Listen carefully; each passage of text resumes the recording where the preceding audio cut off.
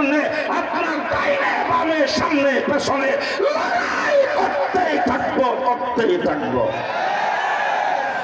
আমরা সেই উম্মত।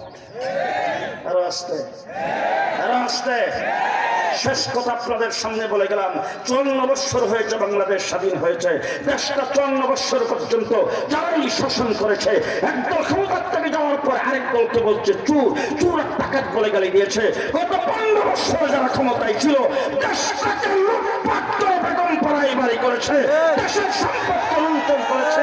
এবার দেশ জুলাই আগস্টের আন্দোলনে স্বাধীন হয়েছে। এবার বাংলাদেশে ইসলাম কায়েম করতে চায়। আপনারা কি প্রস্তুত আছেন? বিশ্বনবীর উম্মত আবাল বৃদ্ধ বনিতা, ছাত্রলীগ যুবলীগ, ছাত্রদল যুবদল প্রত্যেক ভাইদেরকে হাতে পায়ে ধরে বলতে চাই, জীবনী নেতার জন্য রক্ত দিয়েছ, দলের জন্য রক্ত দিয়েছ, মার্কার জন্য রক্ত দিয়েছ। গত জুলাই আগস্টে পেশওয়াকে দেশ থেকে নির্মূল করার জন্য রক্ত জ্বালা দিয়েছ। তাদেরকে শেষ ডাক দিয়ে গেলাম, আসুন এবার কোরআনের জন্য রক্ত দেব, ঈশ্বরের জন্য রক্ত দেব। কাকে প্রস্তুত?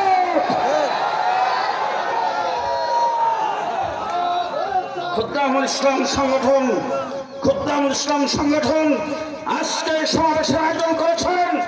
পরিষ্কার ভাষায় বলতে চাই, বাংলাদেশে কার শক্তি কতটুকু আছে, যত বড় শক্তিশালী হোক, ইসলামের বিরোধিতা করতে আসলে কাউকে সারা হবে না।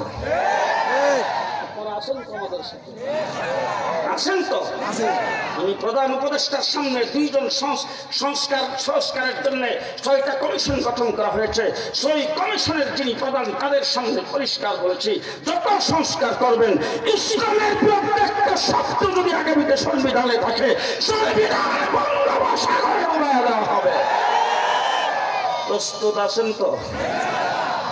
আছেন তো? আল্লাহ কবুল করুক। পরিষ্কার ভাষায় বলে যাচ্ছি, রাজনৈতিক কোন দল আবু সাইদের রক্তের সাথে বেইমানি করতে পারে, আমরা রক্তের সাথে বেইমানি করব না।